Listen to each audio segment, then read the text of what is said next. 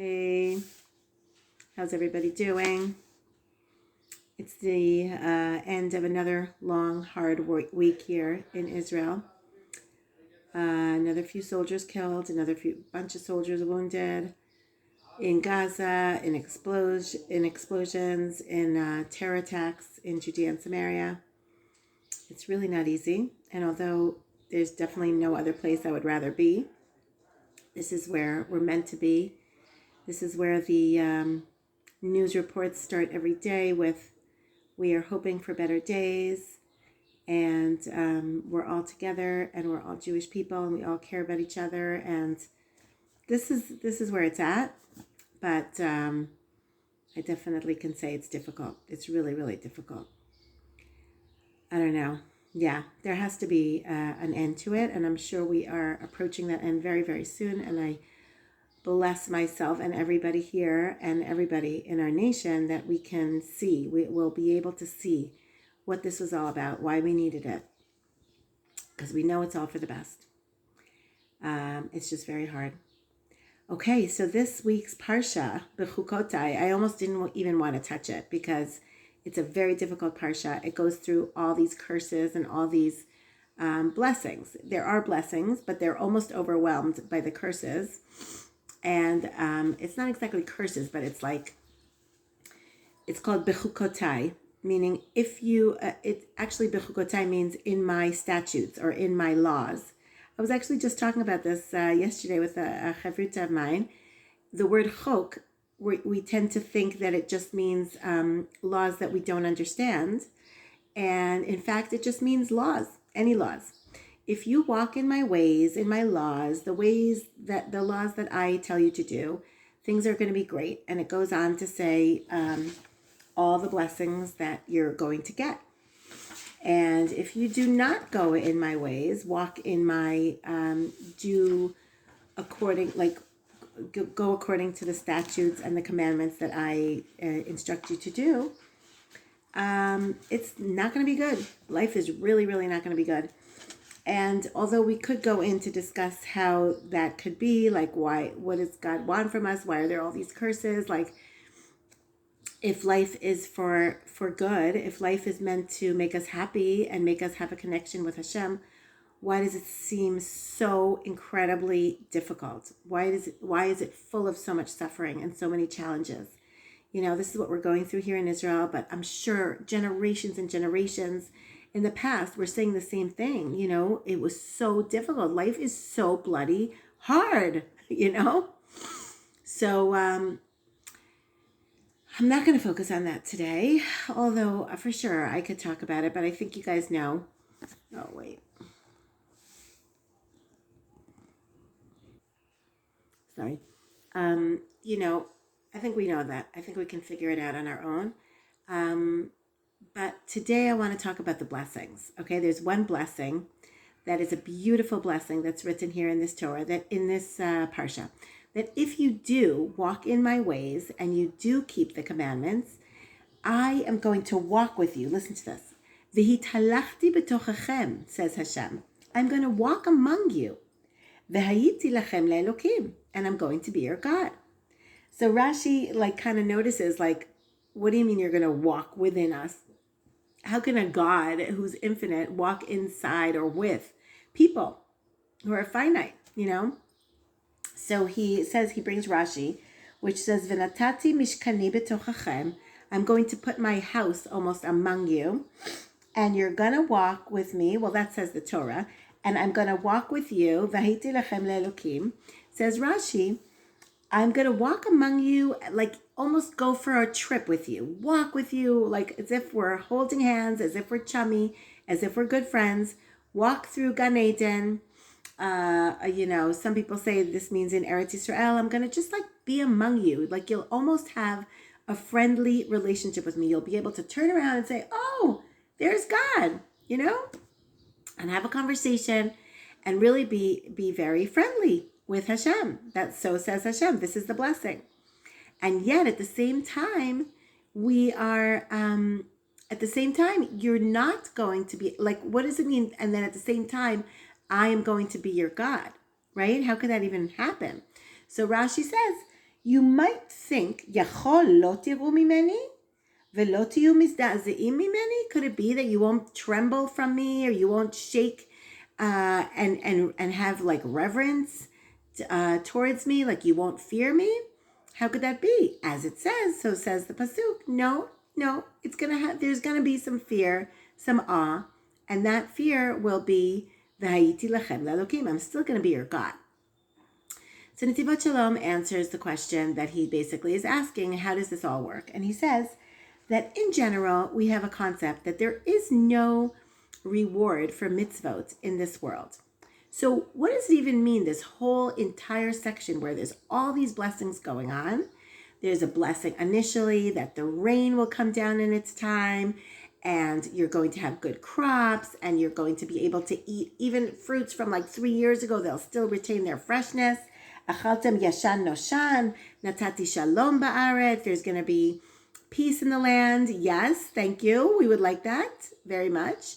Everything's going to be great on one hand. On the other hand, it seems like all of a sudden, like we're talking about all these good things that are going to happen to us in the physical world, where really we don't usually see that. We get reward for the physical in the physical world. We're almost like saying like, okay, you can only get spiritual reward in this world. So what's all this stuff about the physical is the question. And the other thing is that then it seems to be changing from those kinds of rewards, all these good stuff that are going to happen to you. On the other hand, you're also going to have this intense relationship with Hashem, and you're going to be walking with Hashem in the garden, and it's going to be great. So what is that? So he's trying to explain what that means. And he says like this: it's true that you don't usually get, like, we don't get reward in this world. Like you don't get a pizza pie because you gave charity, or you don't get, a physical, like money as a reward for doing a mitzvah. That doesn't make sense. But what you do get is the circumstances that enable you to do more mitzvah. Because in the end of the day, Hashem not only wants you to be happy in this world, but wants you to be happy with the relationship that he has with you. It's about a relationship with you, with Hashem. So if you can develop a better relationship with Hashem because of the physical things that you have, if you have more money and you use that for mitzvot, you give it to charity, or you have a beautiful house and you have guests in it, or you have delicious food and money and you say brachot and you connect to God and you're grateful and you just develop this wonderful personality and everybody's drawn to you and everybody's drawn to God as a result of you being such a happy person, then that's a good thing. And that is what Hashem is giving you all these physical things for. And you're using it in the right way. So the blessing here is that not only am I going to give you all these physical things, but I'm going to make sure that these physical things will bring you to have a good relationship with Hashem. And you're going to have such a loving relationship with Hashem. And you're going to be so grateful. And you're going to be so happy that you're going to be a light unto the nations, and everybody's going to be like drawn to Judaism and drawn to this amazing religion where everybody seems to be so happy. Which, just by the way, Israel, despite all the challenges and all the difficulties and all the pain and suffering that we are witnessing, for heaven's sake, is still one of the top, I think, 5 countries that is the happiest, the 5 happiest countries in the entire world. How could that be? So it's amazing. So there is something about, if Hashem would just give us peace, that would be really, really nice. And that, like, we're good to go. We just need peace. Okay. And so, what Hashem is going to do, and this is the best blessing of all, is give us the circumstances that will enable us to serve him, but not only to serve him, just to be a light unto the nations and to be happy, so that we can have more of a relationship with Hashem, that we can actually say, oh, thank God we have this relationship, that we'll be able to see it more clearly. So that's what we're talking about here. Those are the good things. And this dichotomy between, on one hand, we're going to be walking with Hashem and be so comfortable with him that we're going to be having this loving relationship. And on the other hand, I'm still going to be your God, says Hashem. There's still going to be fear there. So how do those two things work together? And Netivot Shalom explains that it's not fear the way we tend to think of fear. Like if you're afraid of somebody, you do not want to go close to them. You do not want to be involved with them if they scare you. That's not the fear that we're talking about. What we're talking about here is the fear that goes along with love. It doesn't contradict the love. What is fear that comes along with love? For instance, the more you love your kids, right? The more you're afraid for them, right? Because you're afraid something might happen to them and then you're going to lose them, right? And you're going to lose the relationship, God forbid. So it's fear of losing the relationship, fear of losing the person, right? Or the child. That is fear that comes from love. And that's what we're talking about here. We're talking about a certain awe that comes along with love.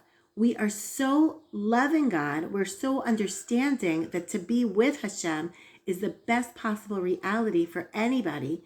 And the closer we get to him, the better off we are and the happier we're going to be, that we start being afraid of damaging that relationship in any way. So we're afraid to cause anything to cause any kind of detraction or distraction from that relationship, because we know that as soon as we go after materialism, or as soon as we start doing things that we know are not the right thing for us, we're not afraid of the result. Hashem's gonna hit us if we go away from him. No, we're afraid of losing that relationship. And I remember back in the day, I remember this story back from when my kids were really, really young, actually. It's so funny that I remember this right now. I remember that my son, who has special needs, Yehuda, at the time, I think he was 7 years old or 8 years old. He's a very smart kid. And he said, and I think my other son, who was a baby at the time, like a 2-year-old, my younger son, fell off the bed or something and got hurt. I don't exactly remember what it was, but I somehow I realized that Yehuda, the older one, was crying. And I was like, Yehuda, what's up? Why are you crying? It's Noach that fell off, that Noach that got a boo-boo, why are you crying? What's up? What did you get hurt also? What happened? And he said, no, I'm crying because Noach is crying. And I love Noach, and I love Noach, and because I love him, I'm crying. And if I love him, I'm going to cry. So I was like, if you love him, you're going to cry? I mean, I did understand it, but I wanted him to just expand upon that. And he said, yeah, I love him, so I cry because I'm afraid that when he gets hurt, he's going to cry. So I'm afraid of that. Whatever. It was a whole cute long discussion. Why am I saying that? The more you love somebody, the more you're upset when they're in pain, the more you're scared of damaging that relationship, the more you're afraid of losing that person and that relationship. So that is the love and fear that go together. And that's what we're hoping for in our relationship with Hashem, that will really be overwhelmed by a feeling of love and good and positive.